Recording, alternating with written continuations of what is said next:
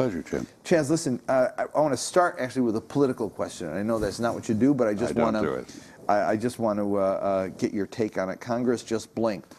I think that a couple of days ago there were very few, myself included, who just could not imagine that George Bush was going to go home Memorial Day weekend with a bill, that Congress was going to do what they did. They did. Were you surprised? No, not really.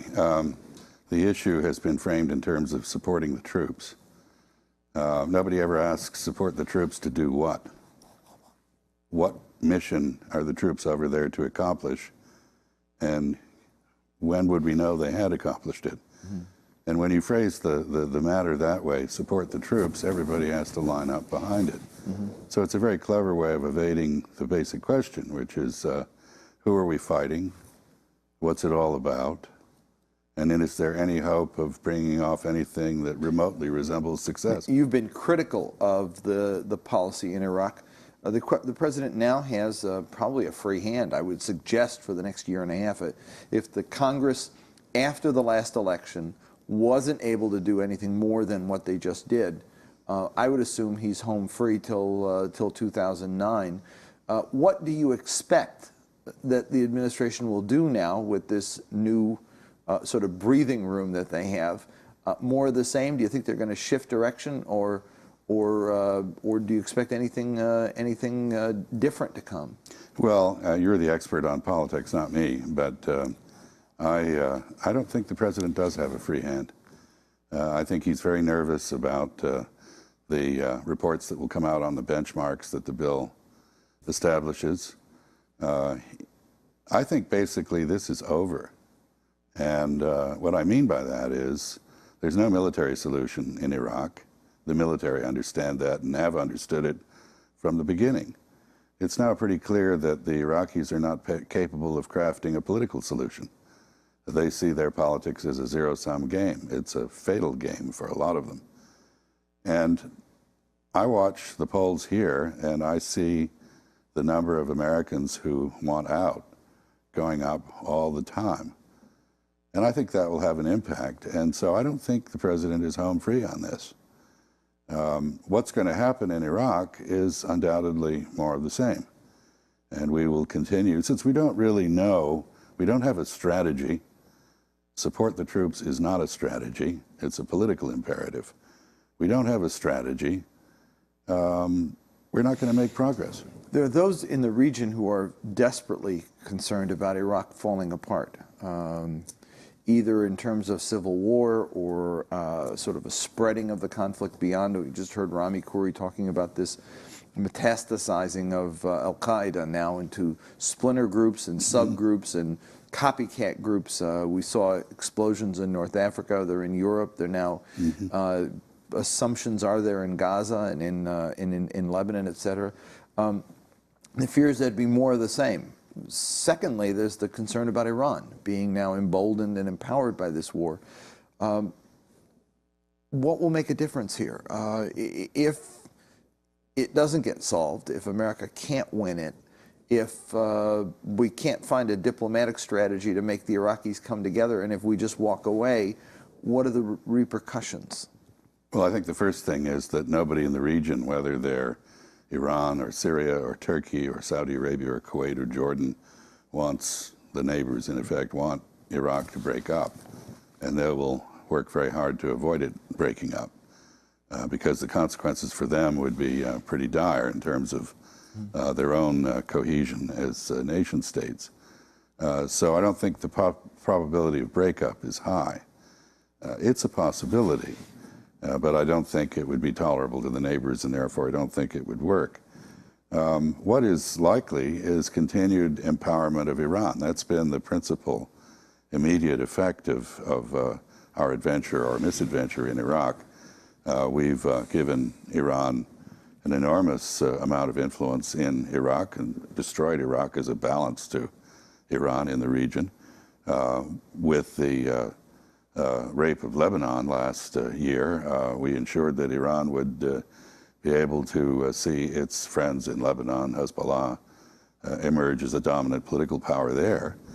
And ironically, by trying to isolate Hamas, the elected government in Palestine, among the Palestinians, we've left them with no alternative but to turn to Iran too. So we've given Iran what it looked for decades and couldn't find, namely an opening to Sunni Arab political movements and a foothold in Palestine. So this is likely to continue. I don't see any change.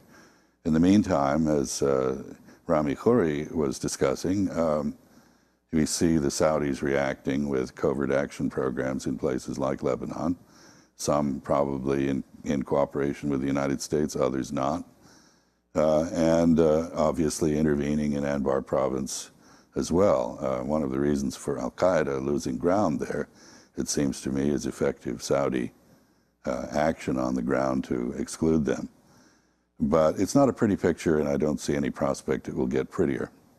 Let's get callers out there into the conversation. If you're here in the U.S., it's 1-800-528-2090. If you're calling from overseas, it's 001-202-842-5056. Al Gore was on TV the other night, said this was the worst blunder that he can imagine in recent U.S. history, this war in Iraq, in terms of the dynamic it set off in the region and in the world. Fair assessment? I think so. In fact, I don't think it's the worst blunder in recent history. I think it's the worst blunder in our entire history. Just think, not only there's a natural tendency to focus on the region itself where the impact is greatest, but this has basically subjected our alliances to something close to destruction. It's alienated our friends. It's cost us our international prestige and our following. We can't lead anymore. And the collateral damage from this thing is enormous.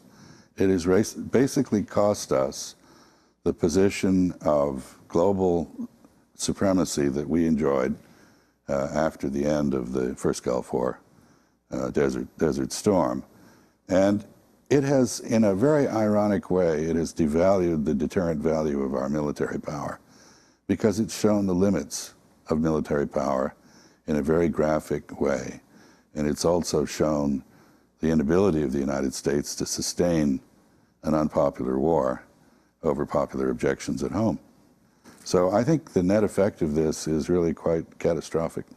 You told me as we were beginning to start the segment that you had given a speech the other night on the issue of what the U.S. must do to regain and rebuild its stature and relationships around the world.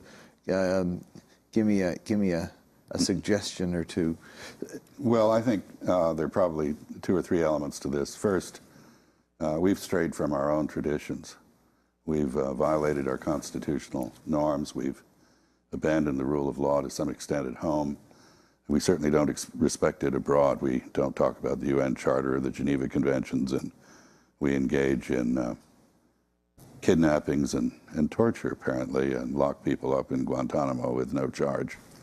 And so I think the first thing is we have to rediscover our own tradition of respect for the rule of law. Habeas corpus should not be suspended for certain classes of people.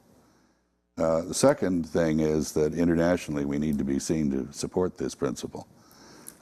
We need to make it clear that we don't believe that we are exempt from the rules that we seek to apply to others, but we will live by them too. If we don't do that, then we're scofflaws, and we tell, the purpose of the law is to protect the weak from the strong.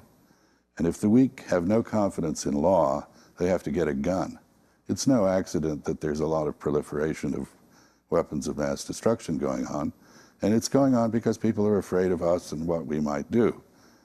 We have doctrines of preemptive attack. We have a lot of talk about just doing whatever we please militarily, and we seem to misunderstand the nature of leadership. It's not about military power.